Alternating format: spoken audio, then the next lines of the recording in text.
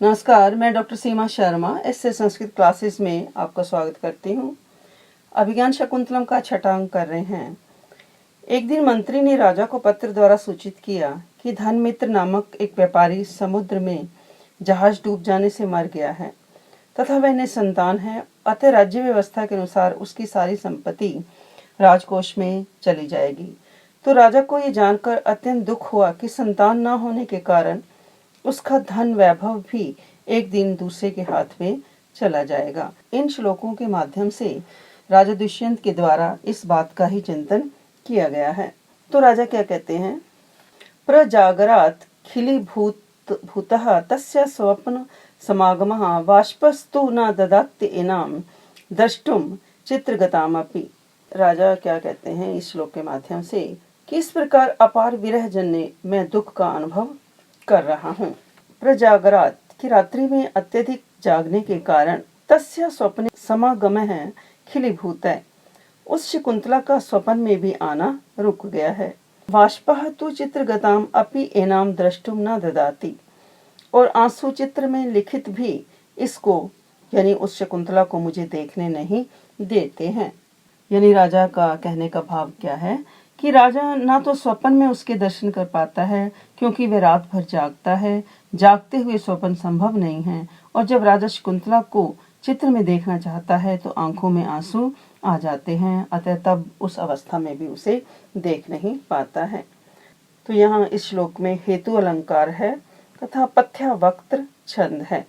सानुमति क्या कहती है, सर्वथा प्रमार्जितम त्वया प्रत्यदेश दुखम शकुंतलाया, कि तुमने शकुंतला के परित्याग के दुख को मानो पूर्ण रूप से दूर कर दिया है। यानी सानुमति इस राजा के भावों को सुन करके क्या कहती है कि तुमने शकुंतला के परित्याग के दुख को पूर्ण रूप से दूर कर दिया है। फिर प्रविश्य प्रवेश करती हुई चतुरिका क्या कहती है, जयतु जयतु भर्ता की स्वामी की जय हो, वर्तिका करंडकम घृत्वा इतो मुखम प्रस्थिता अस्मि, कि मैं कुचियों की पेटी लेकर इधर ही आ रही थी।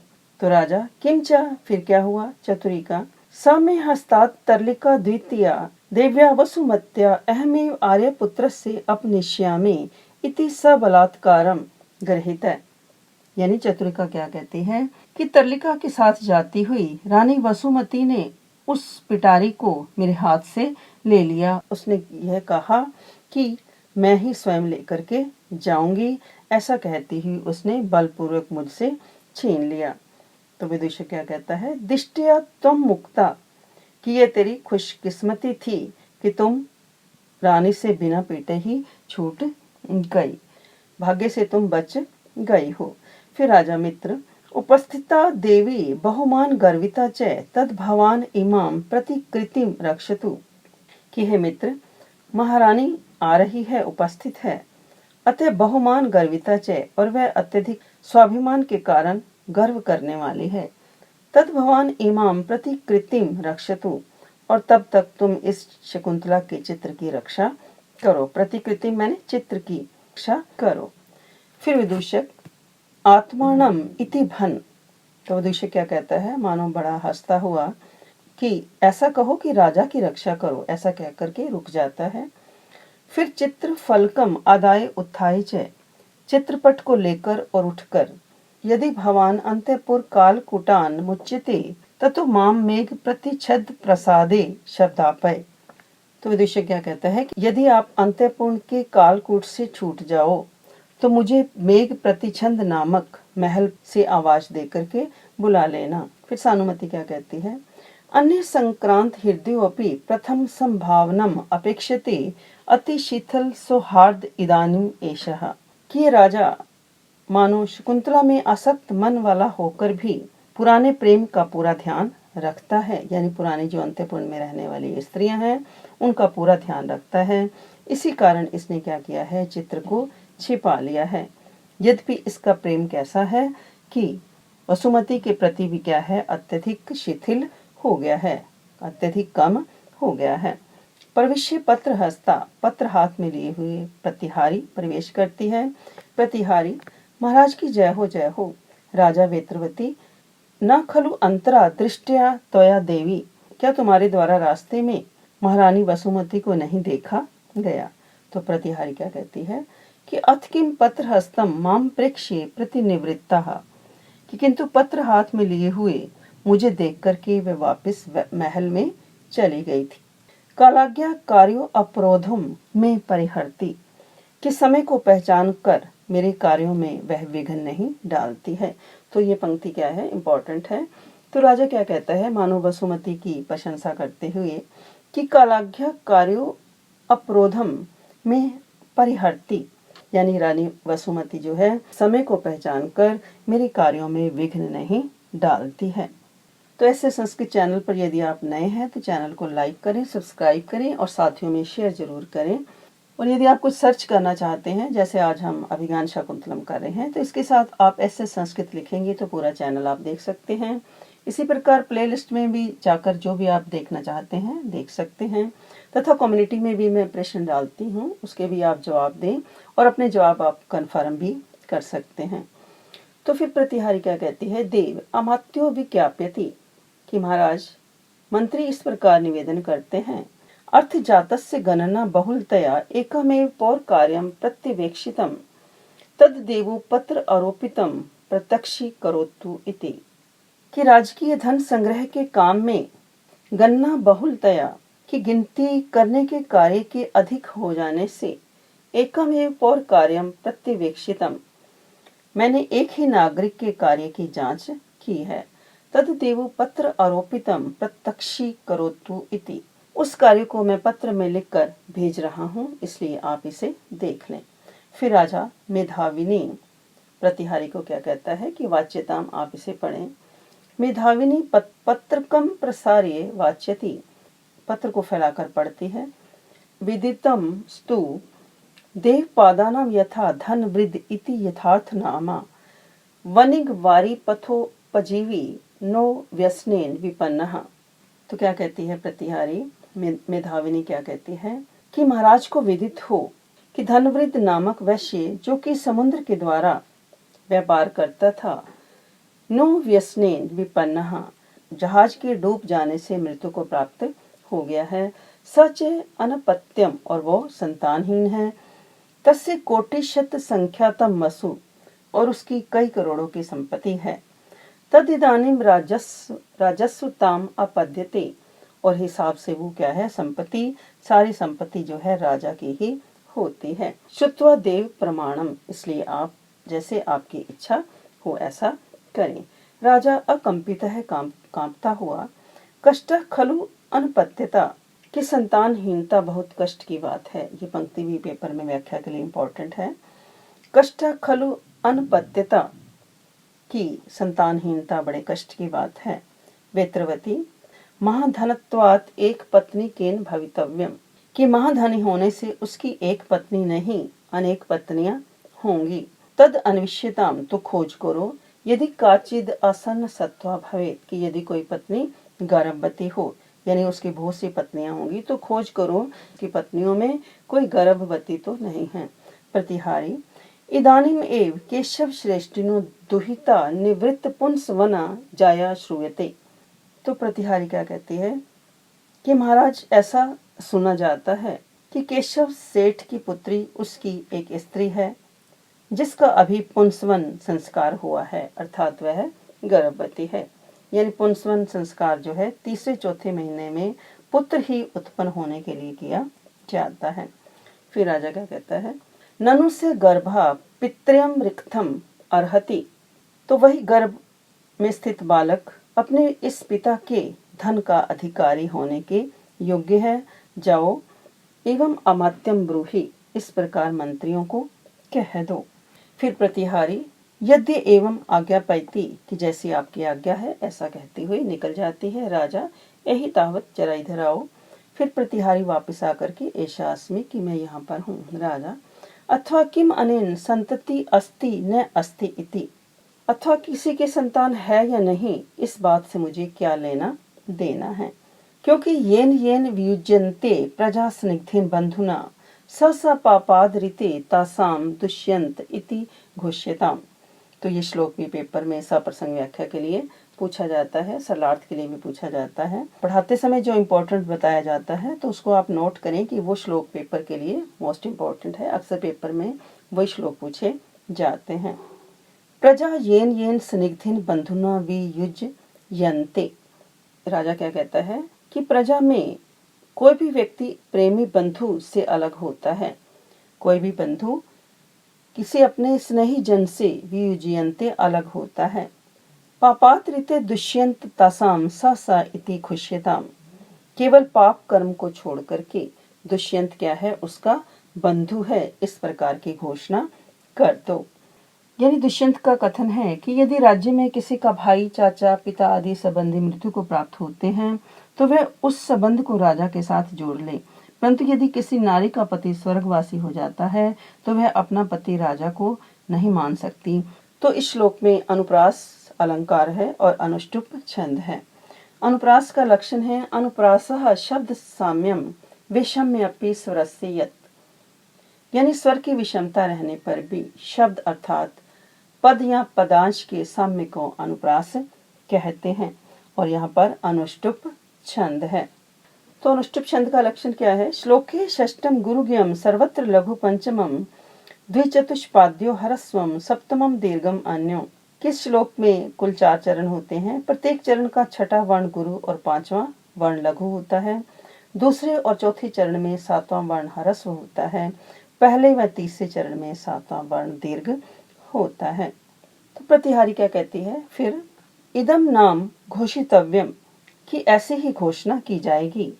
निष्क्रम्य पुनः प्रविश्य, निकलकर फिर दोबारा प्रवेश करती हुई कि देव काले प्रवृष्टम इति अभिनंदितम देव शासनम महाजने, कि समय पर हुई वर्षा के समान महाराज की घोषणा का महाजनों ने अत्यधिक अभिनंदन किया है। कि समय पर हुई वर्षा के समान महाराज की इस घोषणा का जनता ने, प्रजाजनों ने अत्यधिक अभिनंदन किया है। राजा की बात जो है अत्यधिक उचित लगी है। फिर राजा दीर्घम निश्वास से लंबी सांस लेकर एवं संतति छेद निरअवलंबनाम कुलानाम मूल पुरुषानाम अवसाने संपदा परम उपतिष्ठन्ते मम अपि अन्ते कुरु वंश श्रिया एष एव वृतान्तः। फिर राजा लंबा सांस छोड़ता हुआ कि इस प्रकार मानो संतान के अभाव में निरअवलंबनाम आश्रय रहित कुलानाम कुल की संपत्ति मूल पुरुषानाम मूल पुरुषों के मर जाने पर परम उपतिष्ठन्ते कि दूसरे लोगों के पास चली जाती है। मम अपि अन्ते पुरुवंश श्रिया एष एव वृतांत है, और मेरे बाद भी मानो हमारे पुरुवंश की इस राजलक्ष्मी की इसी प्रकार की दशा होगी। राजा को अपने कुल की चिंता क्या है, सताने लगती है कि मेरे बाद मेरा वंश को चलाने वाला कौन होगा और मेरी संपत्ति को संभालने वाला कौन होगा। फिर प्रतिहारी क्या कहती है? प्रतिहतम अमंगलम, किस प्रकार की बात आप मत करें, यानी इस प्रकार अमंगल की बात आप मत कहें। राजा धिक माम उपस्थित श्रेयो अवमानिनम, कि आए हुए कल्याण का तिरस्कार करने वाले मुझको धिक्कार है। राजा स्वयं ही अपने आप को कोसता हुआ क्या कहता है कि आए हुए कल्याण का तिरस्कार करने वाले मुझको धिक्कार है। तो सानुमति असंशयम सखीम एव हृदय कृत्वा निंदितो अनेन आत्मा भविष्यति, कि वस्तुतः अवश्य ही इसने मेरी सखी शकुंतला को मन में रखकर अपने आप को धिक्कारा है, अपने आप की निंदा की है। तो राजा क्या कहता है? संरोपितो अपि आत्मनि धर्म पत्नी त्यक्त्वा मया नाम कुल प्रतिष्ठा कल्पष्यमाना महते फलाय वसुंधरा काल इवोक्त बीजा। तो राजा क्या कहता है कि मानो समय पर काले उक्त बीजा, के समय पर जिसमें बीज बो दिया गया था, महते फलाय कल्पष्यमाना, और जो महान फल को उत्पन्न करने वाली, वसुंधरा इव ऐसी पृथ्वी की तरह, कुल प्रतिष्ठा धर्म पत्नी आत्मनि संरोपिते अपि मया, मेरे वंश की प्रतिष्ठा स्वरूप अपनी धर्म पत्नी का, जिसमें मैंने अपने को गर्भ रूप में स्थापित कर दिया था, अर्थात पुत्र का आधान कर देने पर भी मैंने उस शकुंतला का परित्याग कर दिया था। तो यानी पुत्र पिता की आत्मा माना गया है। आत्मा वही जायते पुत्र, अर्थात पुत्र को गर्भ में रखना, अपनी आत्मा को गर्भ में रखना होता है। राजा अत्यधिक पश्चाताप करता है कि मैंने उस शकुंतला का परित्याग कर दिया जिसके गर्भ में मेरा पुत्र पल रहा था। जिस प्रकार कोई किसान उस पृथ्वी का परित्याग कर देता है और जिसमें उसने बीज बो रखा हो और जो बहुत अच्छे फल को प्रदान करने वाली हो। तो यहाँ पर इस श्लोक में भी उपमा अलंकार है और उपजाति छंद है। उपमा का लक्षण इससे पहली वीडियो में भी मैं बता चुकी हूँ। मठ के अनुसार साधर्म्यम उपमा भेदे और उपजाति छंद है। ये छंद इंद्र वज्रा तथा उपेंद्र वज्रा छंदों को मिलाकर बनता है और इस छंद के प्रत्येक पाद में 11 अक्षर होते हैं। यानी इंद्र वज्रा तथा उपेंद्र वज्रा का किसी भी प्रकार का मिश्रण भी उपजाति कहलाता है। श्लोक में अगर 4 चरण हैं तो 2 चरण भी इंद्र वज्रा के हो सकते हैं, 3 भी हो सकते हैं, उपेंद्र वज्रा का 1 हो सकता है। तो मिश्रण किसी भी रूप में वो हो सकता है। 1 भी इंद्र वज्रा हो सकता है और 3 उपेंद्र वज्रा हो सकते हैं। तो सानुमति क्या कहती है? अपरिच्छिन्न इदानीम ते संतति भविष्यति। अब तुम्हारी वंश परंपरा अविच्छिन्न रहेगी। चतुरिका जनांतिकम। तो चतुरिका क्या कहती है? अलग से प्रतिहारी को।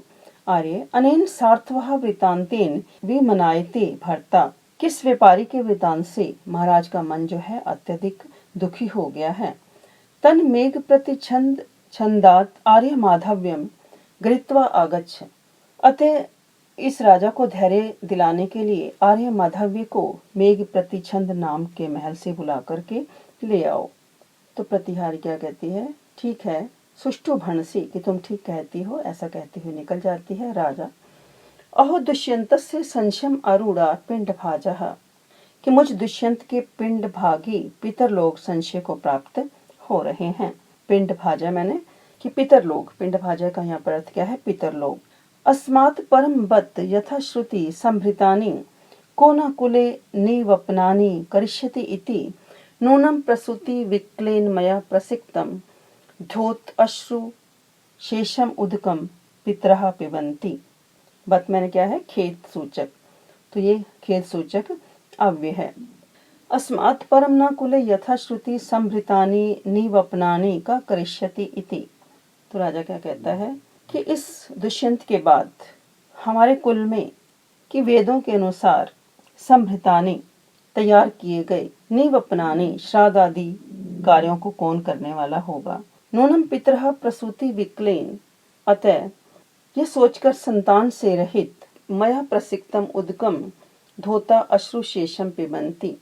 ये सोचकर संतान से रहित मेरे द्वारा दिए गए तर्पण के जल को हमारे पितृगण आंसुओं की धारा बहाकर उसी जल में मुख को धोकर पिएंगे। यानी दुष्यंत के मन में यहाँ 2 बातें हैं कि एक तो मेरा पुत्र नहीं है, अतः मेरे पश्चात पितरों को कौन तर्पण करेगा, और अब जो मैं तर्पण करता हूँ उस जल से मेरे पितर पहले अपने आंसू धोते हैं और फिर आंसू भरा जल पीते हैं।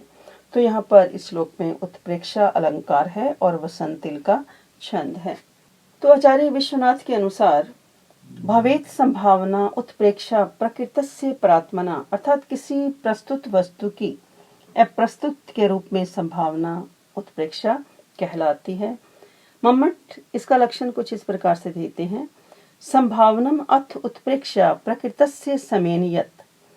अर्थात जिस प्रकृत अर्थात उपमय की उसके समान अप्रकृत उपमान के साथ तादात्म्य संभावना होना उत्प्रेक्षा कहलाता है।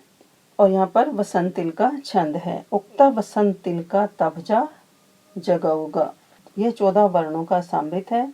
इसमें 8 और 6 वर्णों के अनंतर यति होती है।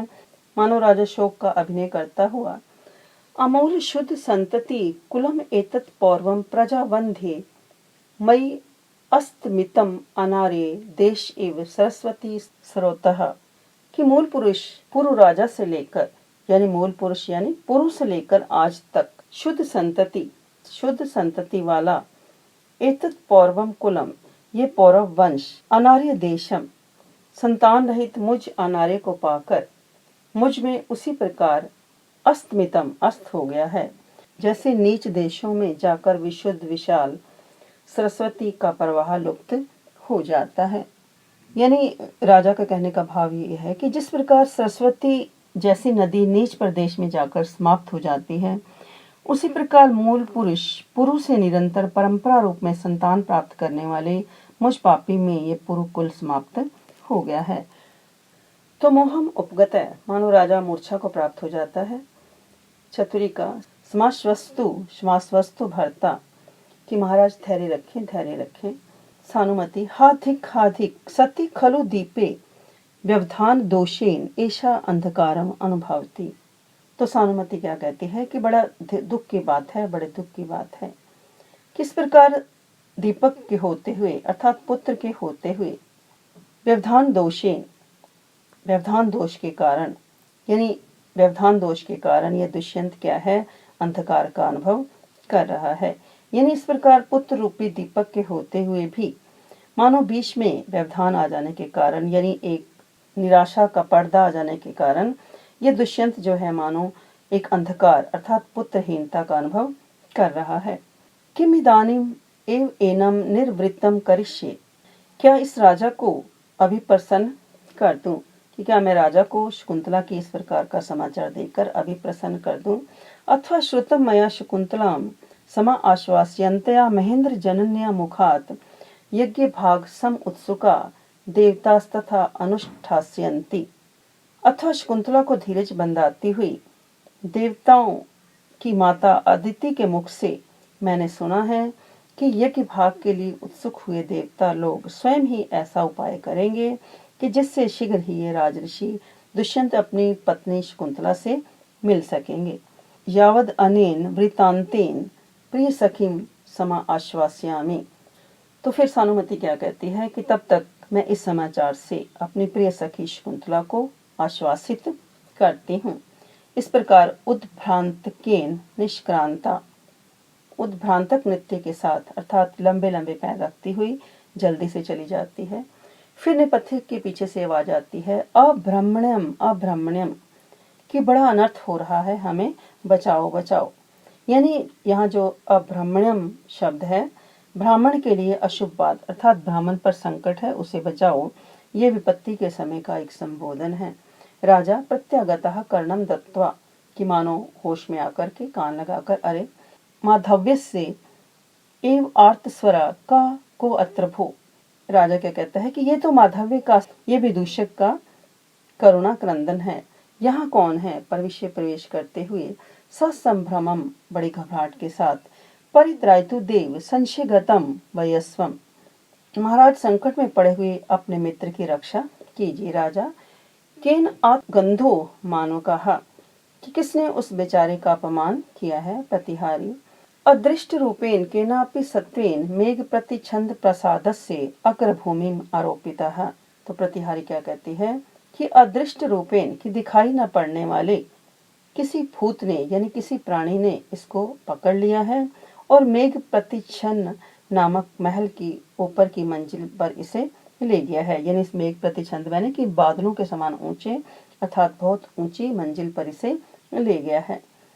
राजा सहस उत्थाय उठ करके मां तावत कि ऐसा नहीं हो, ममपि सत्वई अभिभूयन्ते गृहा कि क्या मेरा घर भी भूत प्रेत आदि के द्वारा अपमानित हो रहा है। अथवा बहु प्रत्यवायम नृपत्वम, अथवा राजा होना भी बड़ी विघ्न पूर्ण काम है, यानी राजा होना भी क्या है, बड़े विघ्न की बात है। तो ये पंक्ति भी व्याख्या के लिए इम्पोर्टेंट है, पेपर में आ जाती है। अथवा बहु यानी राजा के ऊपर बहुत अधिक जिम्मेवारी होती है, तो इस प्रकार वो मानो हर समय ही कष्टों से घिरा रहता है।